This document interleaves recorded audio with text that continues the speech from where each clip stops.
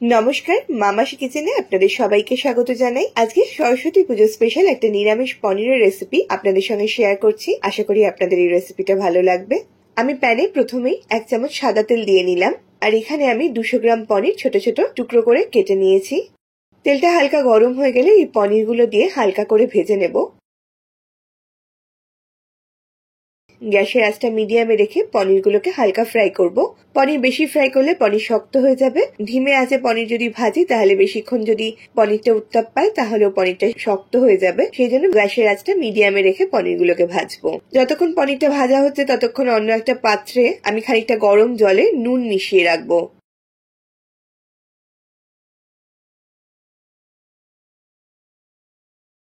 এই নুন মেশানো গরম জলে আমি পনিরগুলোকে তুলে নেব। তাহলে পনিরগুলো অনেক বেশি নরম থাকবে আর নুনের স্বাদটা পনিরের ভেতরে ঢুকে পনিরগুলো বেশি সুস্বাদু লাগবে।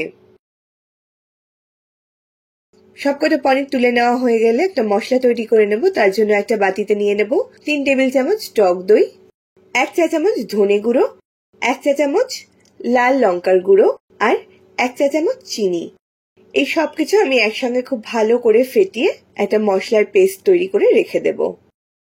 প্যানে যে তেলটা রয়ে গেছে তাতে আমি কিছু ফোড়ন দিয়ে দেবো। ফোড়নের জন্য আমি নিয়ে নিই আধা চা চামচ সাজিরা, 1 ইঞ্চি মতো দারচিনি, 3টে ছোট এলাচ, এলাচগুলোকে একটু ফাটিয়ে দিয়েছি, 3টে লবঙ্গ আর অল্প একটু জয়িত্রী। ফোড়নটা 30-40 সেকেন্ড একটু নেড়ে নেব। ফোড়নের হালকা সুন্দর গন্ধ বেরিয়ে এলে এর মধ্যে দিয়ে দেব 1 চা চামচ আদা বাটা আর একটা টমেটোর পিউরি। আদা বাটা আর টমেটো পিউরিটা একসঙ্গে খুব ভালো করে ধিমে আঁচে খানিকক্ষণ কষিয়ে নেব।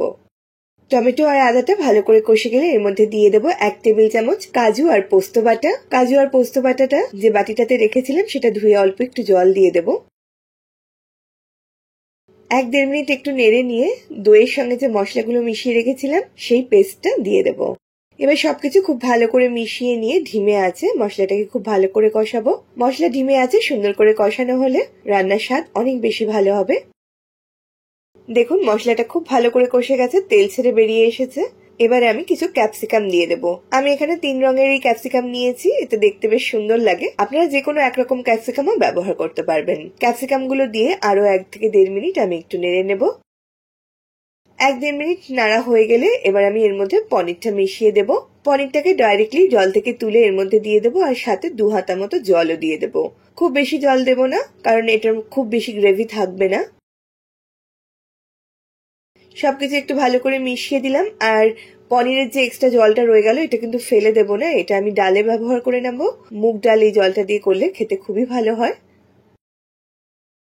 আর এই সময় একটু দেখে নিতে হবে যে নুনটা ঠিক আছে কিনা, কারণ নুন আমরা আলাদা করে ব্যবহার করিনি। পনির ভেজানো জলে যেটুকু নুন ছিল সেটুকুই নুন এর মধ্যে পড়লো। যদি মনে হয় যে আরেকটু নুনের দরকার রয়েছে তাহলে আরেকটু নুন দিয়ে নিতে হবে। যেহেতু জলটা কম দেওয়া হয়েছে সেহেতু নুনটাও কম গেছে, সেই জন্য আমি আরেকটু নুন দিলাম, নুনটা দরকার ছিল। আর সাথে দিয়ে দেবো 3টে কাঁচা লঙ্কা চিড়ে। ঝালটা আপনারা আপনাদের পছন্দ অনুযায়ী দেবেন। কাঁচা লঙ্কাটা রান্নার শেষে দিলে রান্নার মধ্যে কাঁচা লঙ্কার একটা সুন্দর গন্ধ থাকবে, যেটা রান্নায় খুবই ভালো লাগবে। এবার আমি সবকিছু মিশিয়ে নিয়ে আবারও 1 থেকে 1.5 মিনিট একটু রান্না করে নেব।